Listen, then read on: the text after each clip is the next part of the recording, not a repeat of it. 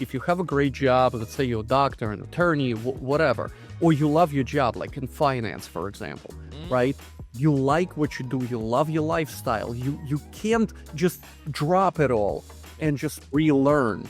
That's why you can just depend on other people that can place your money for you, for example, or you know your friends, you know your family. You be like, hey, listen, I want to earn 20% too, right? By real estate and have depreciation and all that work for me. So there you go. You use their knowledge to invest their capital and go direct instead of going with, let's say, Charles Schwab, and they take a cut and, they just kind of toss it in there without knowing where the money is really going, You're listening to the Accredited Investors Only podcast presented by Accredited Life. Vlad, welcome to the show. How you feeling today?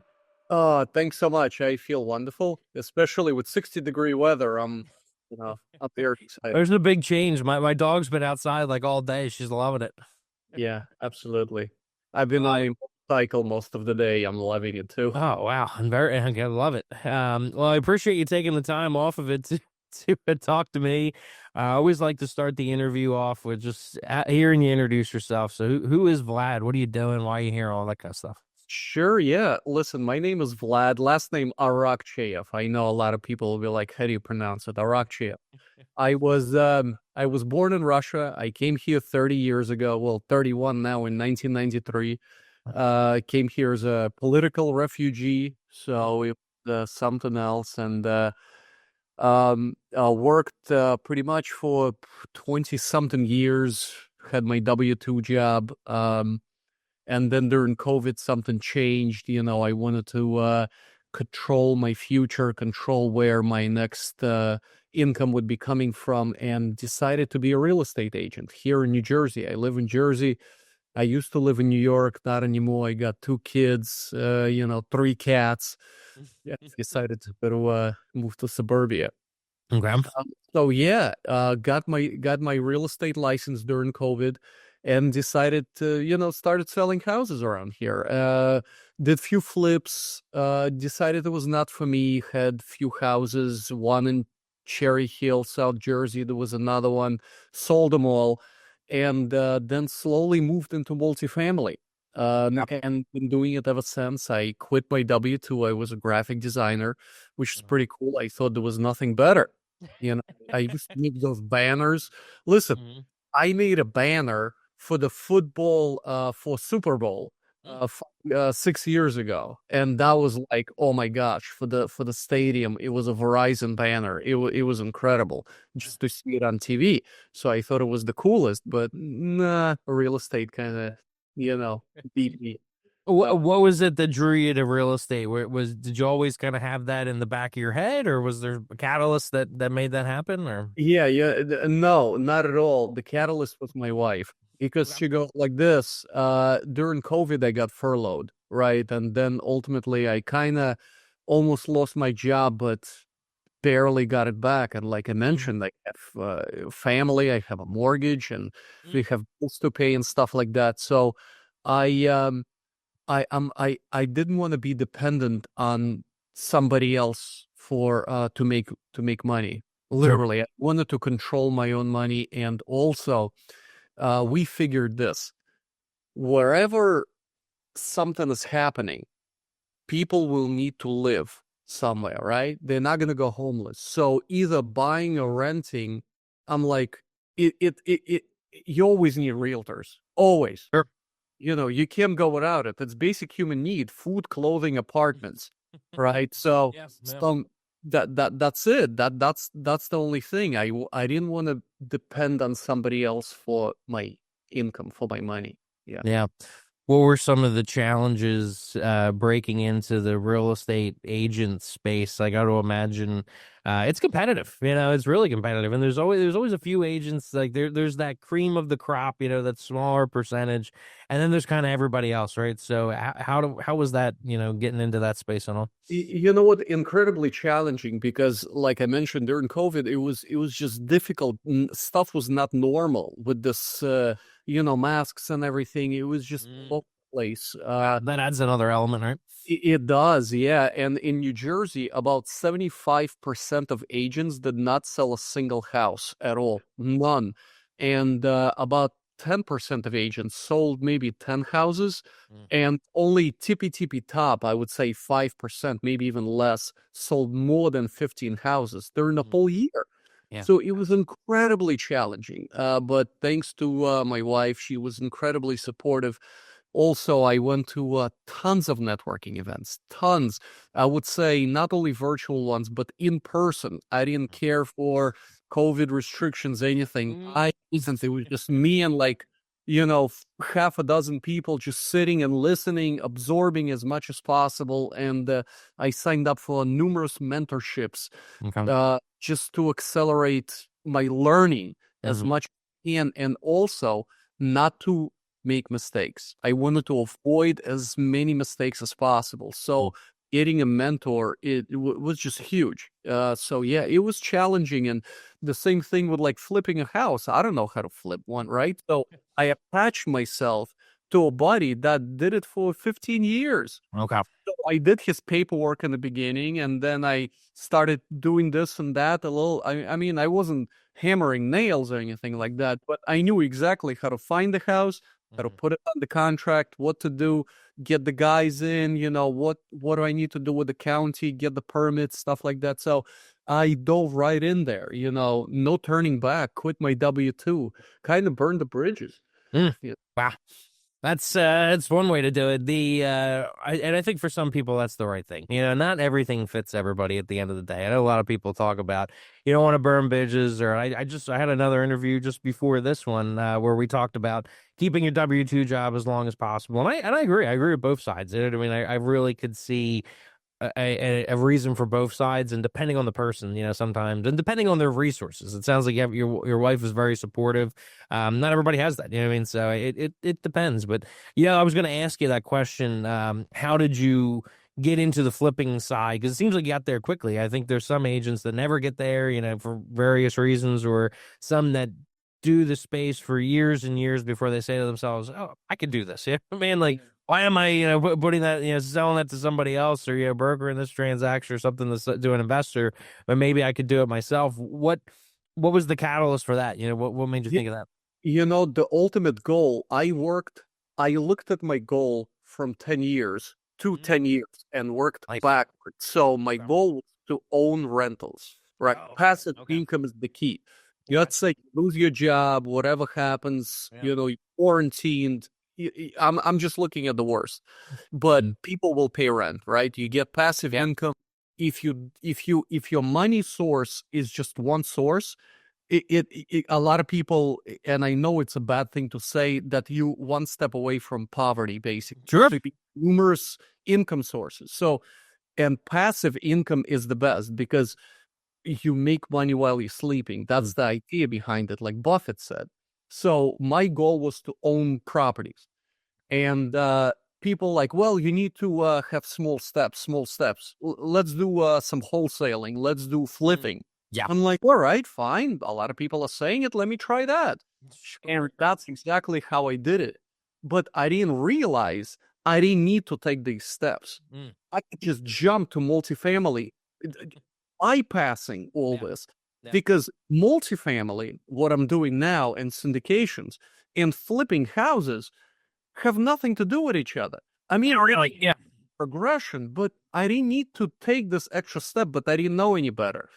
So it's just how my life positioned myself or gave me an opportunity and I took it. But very, very quickly I pivoted. So as soon as I started wholesaling houses, I'm like, nah, it's not for me. I don't like it. So I immediately stopped what I'm doing and just switched. Okay. Meanwhile, selling houses as a broker here in New Jersey, right? Yeah. Immediately pivoted to something else. That's why I got my rental in Cherry Hill, right? I got some cash flow. I got the taste of it. I'm like, okay, so what do I need? I need like duplexes, quads. And somebody said, why? Go for like 20 units. I'm like, how do I do that? Right? Well, there's mentors, there's people that do it. I started going to more events, but multifamily events, right? they explain the syndication model, raising money, coming up with other loan assumptions, different strategies on purchasing, like subject to stuff like that. Mm. Uh, uh, Not necessarily putting your own cash, because my question was, well, I don't have, let's say, 2 million to put in, a Yeah. 4 or something like that. How do I get the money? Yeah. That's exactly, they would explain it. So I quickly pivoted. And my wife, if you look at her personality, she's very red, right? She's very like fire. Let's go, keep moving, do not stop. If you Yep. just cruising, you Yeah. fall behind. You better be like accelerating, Yeah. not fall behind. So she's like, "What's your goal?" I've taken a lot of classes. Forget about classes where they teach you how to do things. It's mental classes, Mm. right? Like to Okay. be in the right state of mind. Like, Mm. what's your goal? What do you want to Love it. be? Look at your bulletin board here. What's your 10-year goal? Yeah. And then work your way backwards. So Yeah. it's been a crazy journey for the last, what is it, 5 years now? Yeah. Wow. Well, I absolutely love that. And I think that's such an important aspect of the business that people don't, not everybody realizes that. You know what I mean? And sometimes some people's personalities are better. I always like to think, there's people who are more on the emotional side where, yeah, having that goal, having a vision, having the foundational, knowing yourself, all that stuff is very important to them. And then there's other people that are super on the logical side, and there's crossover. I mean, because I think all those, what I deem as emotional things are extremely logical. But when I say logical, I mean like the numbers and the underwriting and the analysis and the due diligence and all that, and the execution, all that kind of stuff.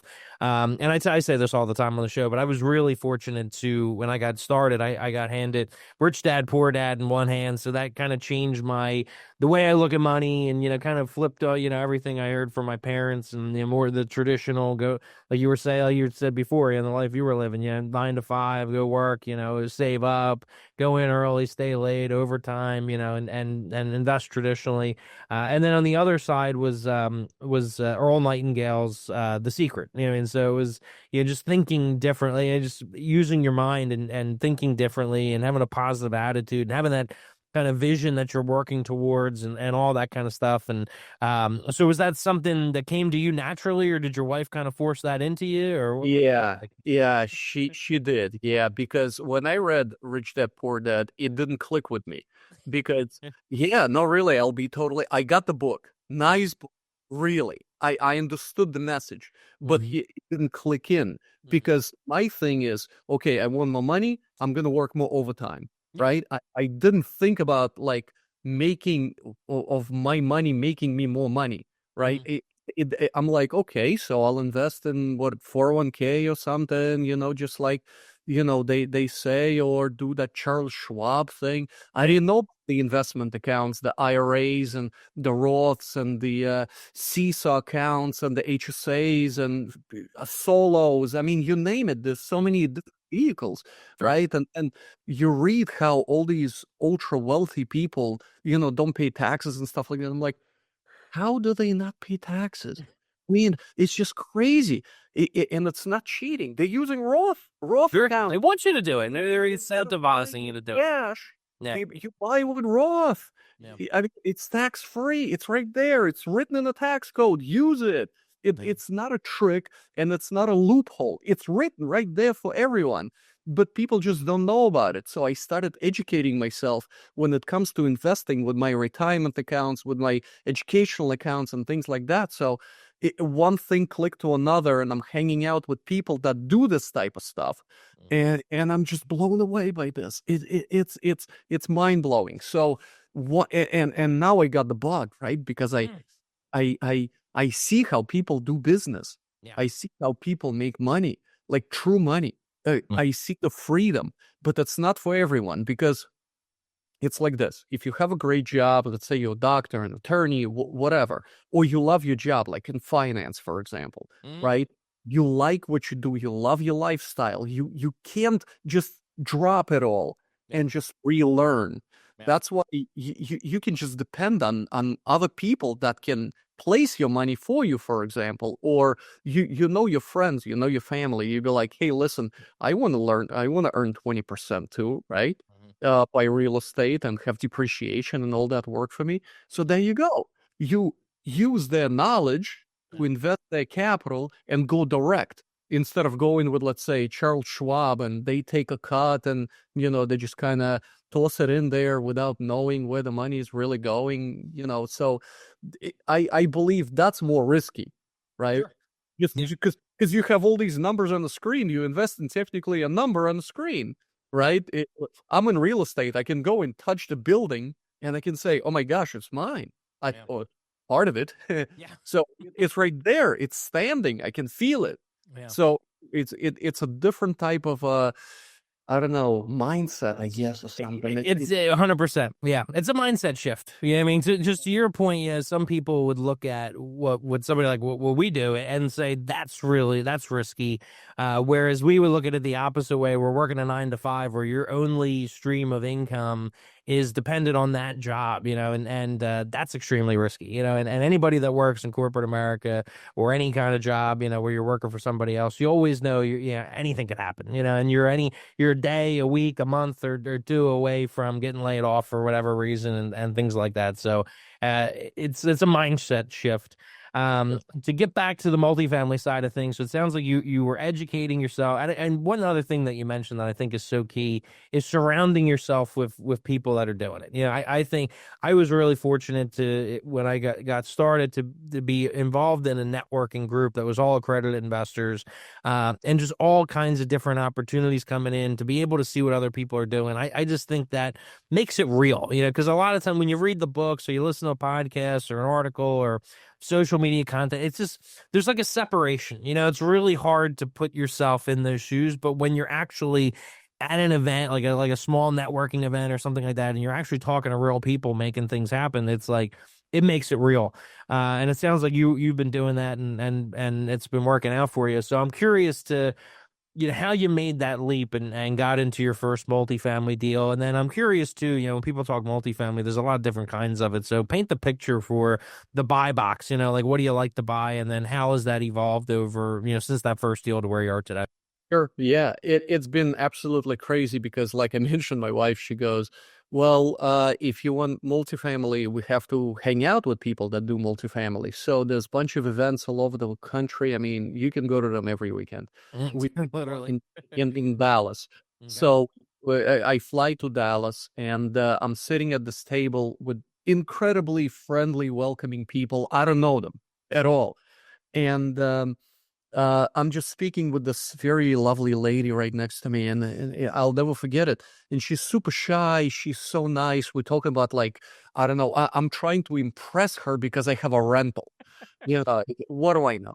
Right. And then the announcer goes, well, let's everybody raise their hands, and who has, let's say, 10 units or less, just lower your hands. And, a lot of people put their hands down. It was more and more and more. And then he goes, well, who got 10,000 units? Keep your hands up. Guess what? Her hand was up. And I'm like, well, it's funny. Yeah. 10,000 apartments. Oh. And I'm talking to her and trying to impress her because I'm doing flips or something like that. And I'm like, what am I doing? So I started asking her all these questions, like how and how did you do? I literally glued myself to her. And then I did the same. Instead of, instead of just trying to kind of say stuff, I started listening, just completely flipped it. And people are just so, just like, they're like, oh yeah, just speak with this person. Oh, speak with that. This is my dear friend. He's just bringing me deals and stuff like that. So as I got into multifamily, I understood that a lot of people, they're willing to share. And I got a mentor. I interviewed a lot of mentorship groups, and I got into a mentorship group, Jake and Gino, if you're curious. Yeah, I've had Gino on the show. Yeah, the amazing group, and thanks to them, I really purchased my first deal in Florida. I was looking in Florida back then, in Bradenton. It's right by Sarasota, not too far away. It was 7 units. It was a land play, really nice. And then after that, it kind of just exploded, where I started buying in Carolinas. I kind of exited Florida due to various reasons, insurance, things like that. But Carolinas, Kansas City, Dallas are my markets now. I'm focused on B-class buildings built like in 1990s, I would say 1986, 5, and newer. Um, some value add-on opportunities, of course. My buy box, 100 units and more. I would say before it was less. Now I kind of focus on a little bit more. So it's been going great. Last year we purchased 4 buildings. Year before it was a little more. This year, nothing yet. But it's just kind of difficult with the rates and the insurance and what's happening. So we're really focusing on the asset management, the running it as smoothly as possible. Because you have to understand one thing. What you see on Facebook, people standing in front of these buildings and saying, "Wow, I just bought this," that means nothing. The most important thing, you know what it is? Running it. Sure. Because you're running a business for 5 years. When you purchase and you underwriting, and we underwritten like 300 deals last year and purchased 4. So you have to understand the volume here. But running it is the hard part, because you are a business owner now. And not only have your money into it, you have your investors' money there. And my mom's money, Jesus, yeah. Yeah, so you're running a business for 5 years. You cannot quit. You have to keep on running this thing, because a lot of people like go to have their W-2. They work at it for a few years and they switch. You can't switch this. You got to keep doing it until you sell successfully and actually hit your numbers. That's the hard part. And a lot of people see all these, fancy stuff. No, when you walk property, you know what you do? You walk with like big, huge shoes, because you're walking in like dirty grass behind the building, looking at foundation. If you come there with pretty loafers and stuff like that, no.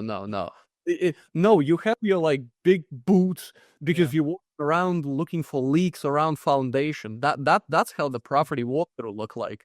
So don't believe all that pretty stuff that you see on Facebook. It's completely the other way around. Yeah, you're 100% right. It's and some people play different roles and things like that. But at the end of the day, the people that are good at this business, they're not afraid to get their hands dirty, and like you said, be active and on site, and see what's going on and find the problems and find solutions to fix them, all that kind of stuff.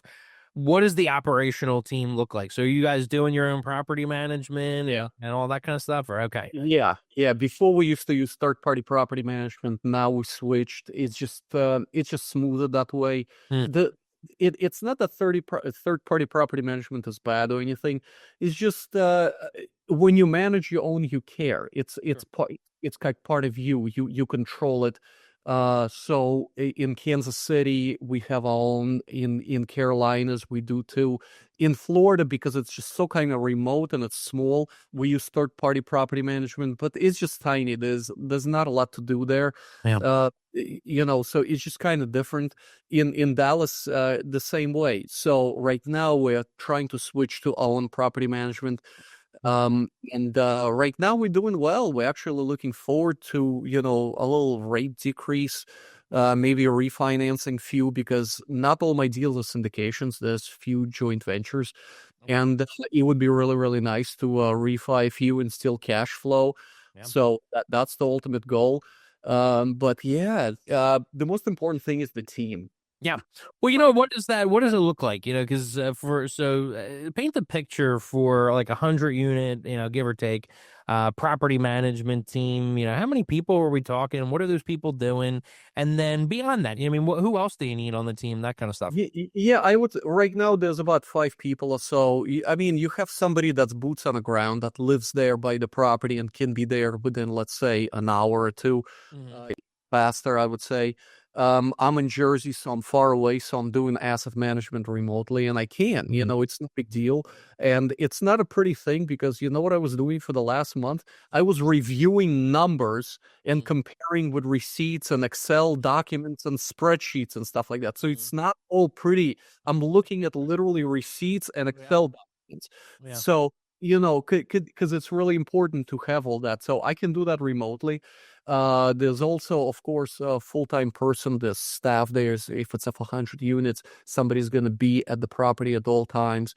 You have accountants, stuff like that, and of course you have people that are actively looking for to turn the units. You have contractors and things like that. So it's about 5 people that are working on it as we speak. It varies. It really does vary. Some people like to, let's say, an operator likes to buy it and be hands off. They don't want to know. They find a trusting person and they trust and they just read through the numbers. I like to be more hands-on, right? I like to know what's happening. I'm not trying to be nosy or anything like that.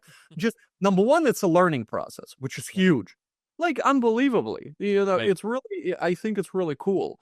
And number two, I like to kind of know what's going on there.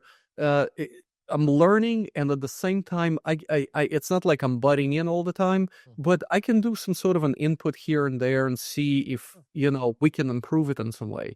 So I like to participate. I like to be more hands-on. Yeah. So that's just kind of my personality. Yeah. I'm the same way. You don't want to be a control freak, and you want the people that you put in place, you want them to know you feel confident in them to do what they have to do and all that kind of stuff. But I love what you're saying about like some insight. You know what I mean? Like sometimes people, for whatever reason, the more you're into something, the more you're, I think, kind of have the ability to miss maybe things. You know what I mean? Like if you're deep into the weeds on a day-to-day basis, for somebody like yourself to kind of come in and force somebody to explain what they're doing and why and all that kind of stuff, I think it can lead to deeper insights and things that you maybe didn't think of and create efficiencies and stuff like that. Yeah. Plus, if I'm looking at one property and I see what's doing well here, I can use the same method and just kind of, copy and paste. So if I know that, let's say, dog park or let's say covered parking or whatever brings me a certain amount of money on this property, most likely it will be here. So I can just copy and paste the whole thing here. So it really works beneficial in my opinion. So, and somebody literally like an investor asked me a question, I give him a response within like 30 minutes or 20 minutes, sometimes even faster. Because I don't have to look through the documents, look through anything, because I'm on top of it. I know what's happening, and I'm like, oh yeah, we're doing this. If it's like a deeper question, let's say, deeper into finances or something like that, yeah, I can count them. But most of the questions I can answer pretty quickly. Yeah, I know what you mean. I'm that way too, where it's just like I want to be able to answer. It's just the way my personality is. Like I want to be able to answer like 98% of questions. I mean, some always need that deeper insight, and especially if you're writing like an email or something. There's so much context that goes in. I always find it kind of challenging some questions that people ask to really sum it all up in an email. That's why I think this is such a relationship and conversational driven business, because there's so much context, right? So what is it about the markets that you're in that led you to those markets, and what are you seeing there from a supply demand perspective and stuff like that? And like you said, you kind of shifted away from Florida into other markets. So I'm curious how you look at the markets that you're investing in and what you like, from a short-term, long-term perspective, that kind of thing. Yeah. A lot of people say, I'm going to work backwards a little bit. And a lot of people say, oh, yeah, you find the deal and then the money is going to come and then you find partners and stuff like that. That's completely opposite of what you should be doing. Yeah. If you see people on social media say, oh my God, I have this amazing deal in Cincinnati, who wants in? I cringe, because how can you ask on social media Oh my God. for somebody to be your partner for 5 years without even knowing them?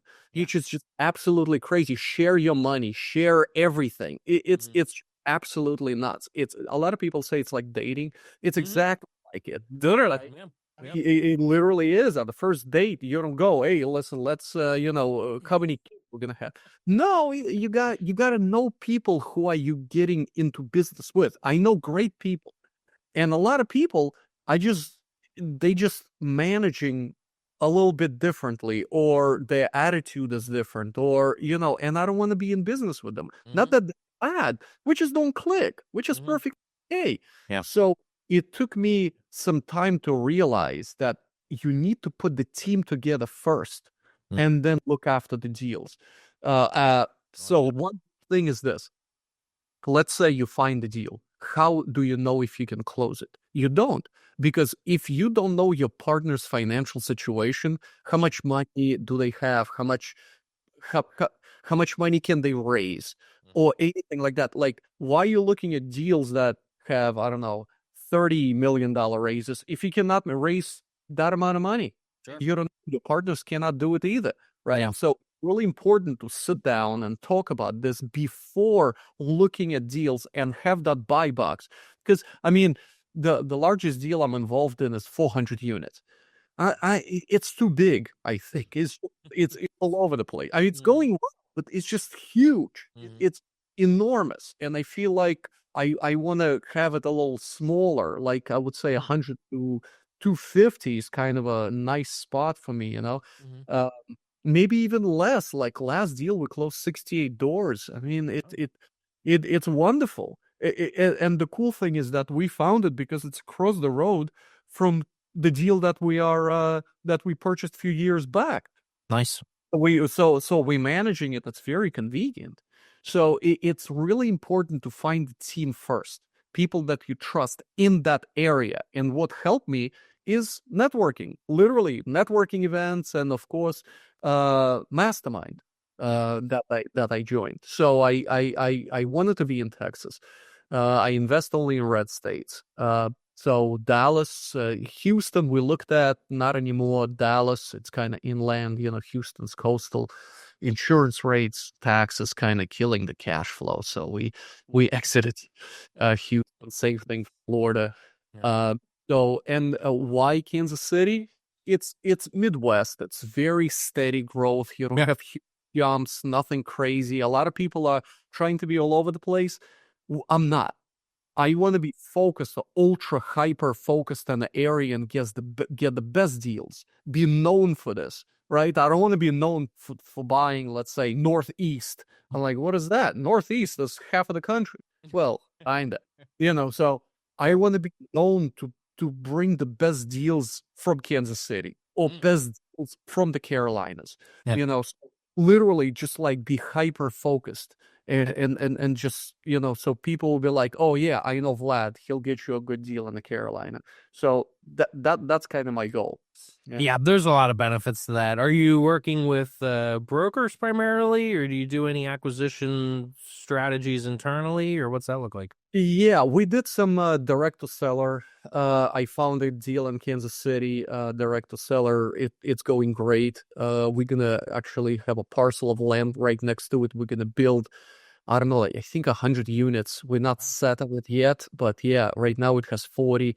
So it's a small joint venture. Yeah, but mostly it's brokers and word of mouth. Yes, people see that you're buying, brokers are like, yeah, go to them. Or they see a builder or something like that. It's easy to find out who owns it. And they just come to you and say, hey, you own this. Are you interested in something else? Most likely it's yes, if the price is right. Yeah. So broker relationships, I believe, is huge. A lot of great deals are being done over a handshake. Sure. Like literally. I'm sorry, somebody's calling. I don't know why. Yeah. So literally over a handshake. It's not a lot of deals are literally done this way. Off market, nobody knows about it, and that's how it is. It's all about relationships. Everything is relationships. Yeah, that has certainly been my experience in commercial brokerage, and a lot of deals never hit the market. A lot of times deals that are on the market, usually reasons why they weren't necessarily sold off market. And it's a lot of times commercial brokers, unlike residential, where it's like dual agency, they're almost afraid of it. You know what I mean? Their brokerage doesn't want it. They don't want anything to do with it.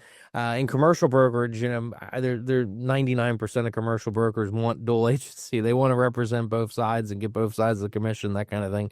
And that's a relationship thing too. They want to be able to call somebody that's going to close and has the money and is not going to, mess around too much when it comes to that kind of stuff, because that can be very frustrating and time consuming. And it affects their relationship with the owner and all that kind of stuff. So Yeah. It that's exactly how that works. Literally. Yeah. yeah. So, talk to me about, just scaling the company and all that kind of stuff. What's your goals look like there? You're a goal-oriented guy. You had the 10-year plan. How is that 10-year plan as the time's going on and is stretched out? How has that evolved, and then let's, back re-engineer that. I'm very curious to hear your Yeah. thoughts. Yeah. Well, my ultimate goal is to have LPOGP of 10,000 units. Right. Okay. Is it doable? Yeah, it's doable. Yeah, that's my ultimate goal. Because I don't listen, to be an LP is great, right? Because your money is making you money. You don't have to do anything. Right. Sure. You just have to put the money into a right investment, and there you go. Let it be an investment. Let's say a retirement investment, or Yeah. uh, money that's paying you now that you can literally pay your bills with, Yeah. which is awesome. So that's kind of my ultimate goal. But my other goal is to open up a animal sanctuary here in New Jersey. It's like an animal rescue farm. We got this idea. We went with kids to this to this feeding farm, and there was this beautiful horse, gorgeous horse. And we're like, "Where's this? How come this horse here? What is it doing?" And they told us a story that it was a racehorse out of Canada, and it broke its leg. What do they do with racehorses that break their legs? I can imagine not good. Yeah. Yeah, so they went to Canada and they filled out a bunch of paperwork, paid I don't know how much money, and they brought the horse here. It's the sweetest thing ever. And my wife was always, she just loves animals and Yeah. helping, and we just like, let's do the same thing. We can educate, we can rescue animals, not just cats or dogs or anything like that, but all types of animals. Wow. So we thinking of doing that as well. That's our passion. Yeah.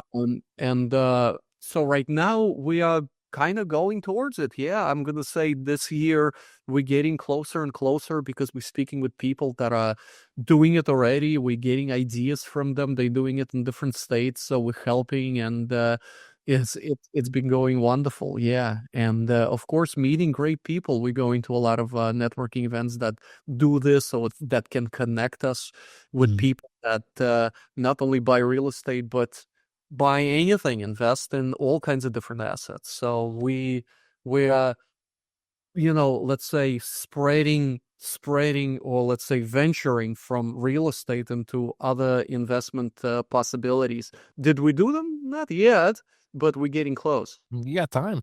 Uh, that's amazing. I love what you're talking about. I wasn't expecting you to say the animal sanctuary thing. I think that's such a what a like a purpose. To get up in the morning and all, because that takes a lot of work. You know what I mean? Like, and I have one dog. And getting up, they got to get fed. You got to walk them. You got to do. They need a lot of attention. That kind of thing.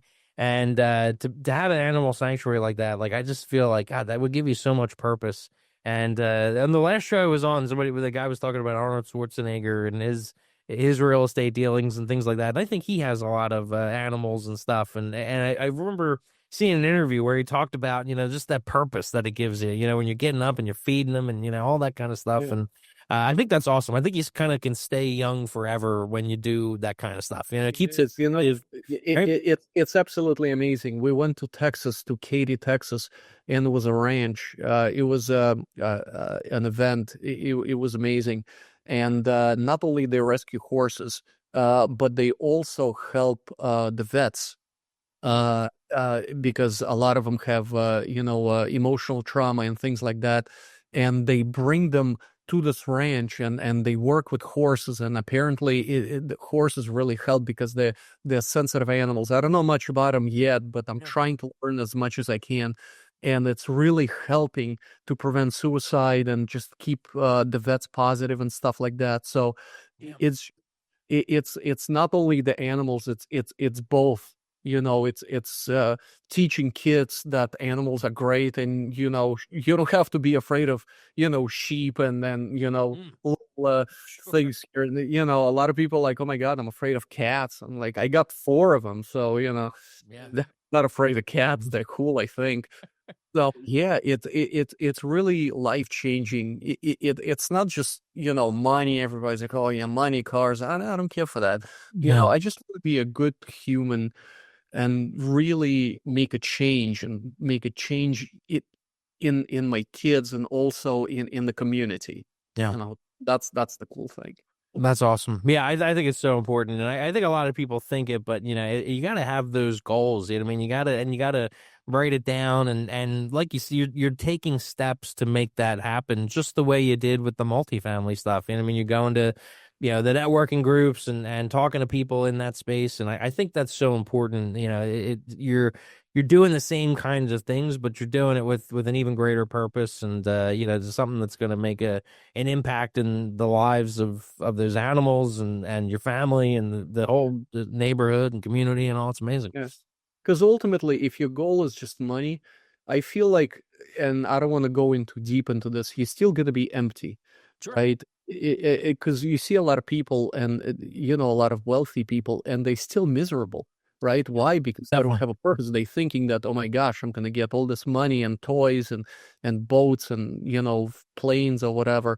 But they still empty, Yeah. they don't have any purpose Yeah. almost. So I see, like right now, um, I'm speaking with this guy, and he sold like 90 companies full of Mm. billions of dollars, and he's helping people in Africa and South America and stuff like that. He's like, uh, I have all this money, and I'm sitting in my huge 10,000 square foot house, and I'm crying Mm. because Wow. he doesn't know what to do. And I'm listening to this. I'm like, oh my gosh, how does that make sense? And he's like, literally, he's like on the verge of suicide almost. And then, well, he found God, and then he found his purpose.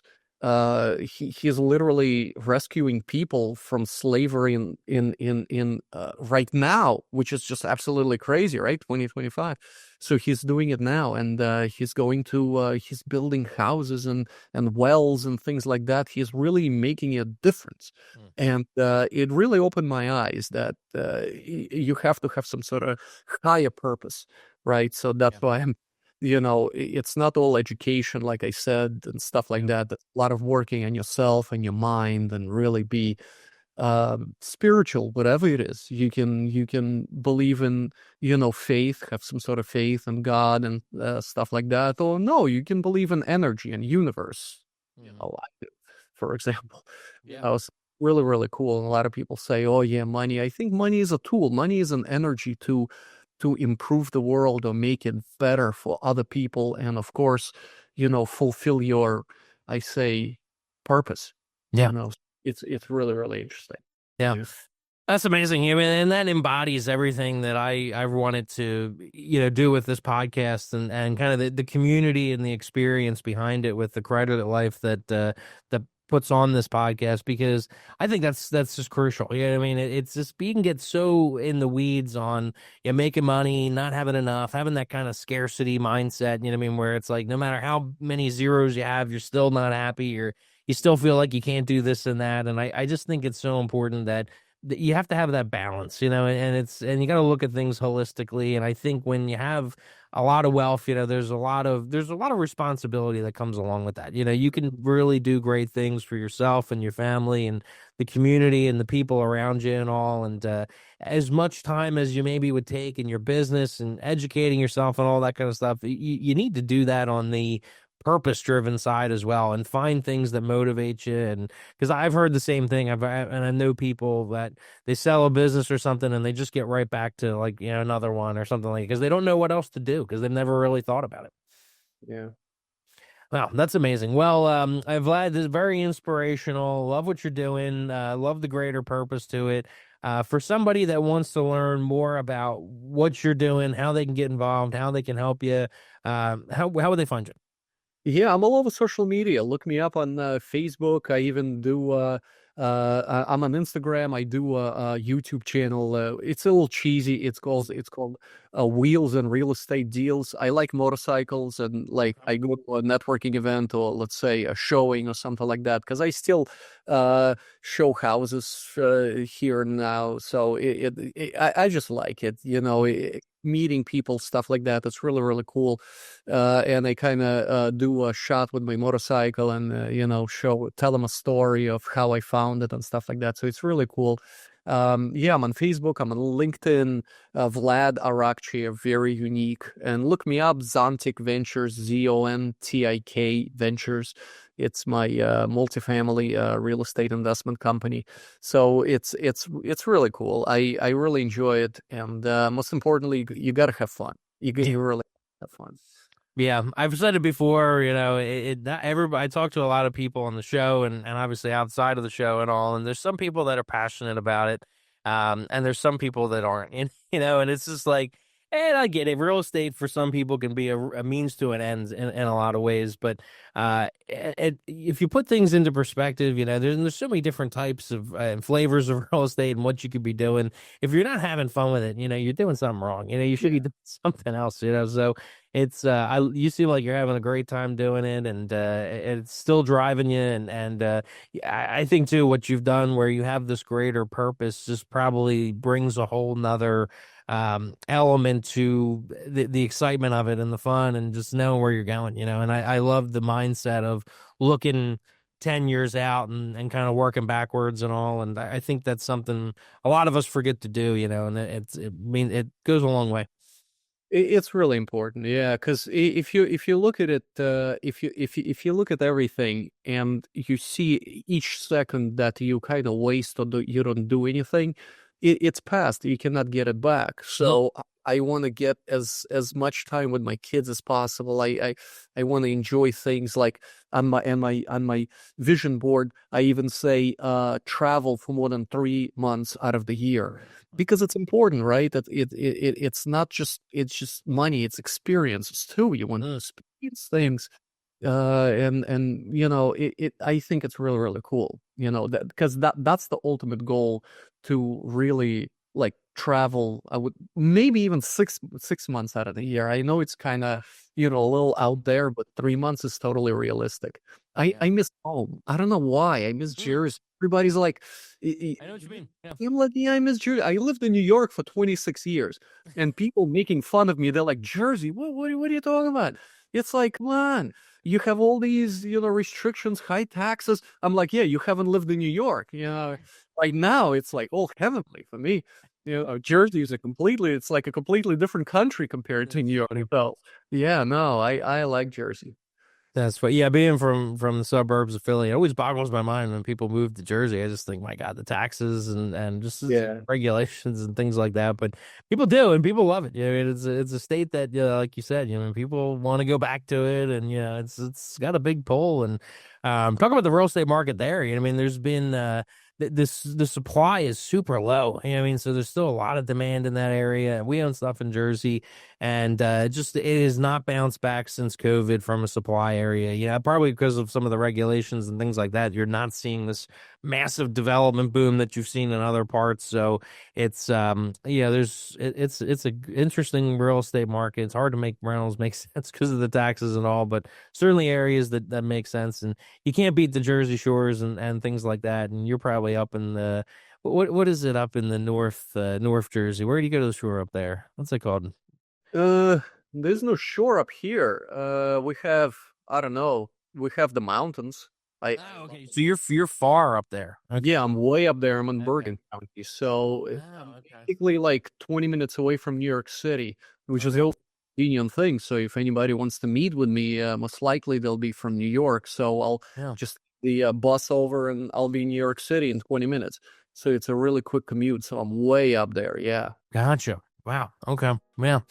Awesome. Well, Vlad, this has been a great conversation. I've really enjoyed the time, and I appreciate you being here. Yeah, thanks so much. I really, really enjoyed it. Thank you.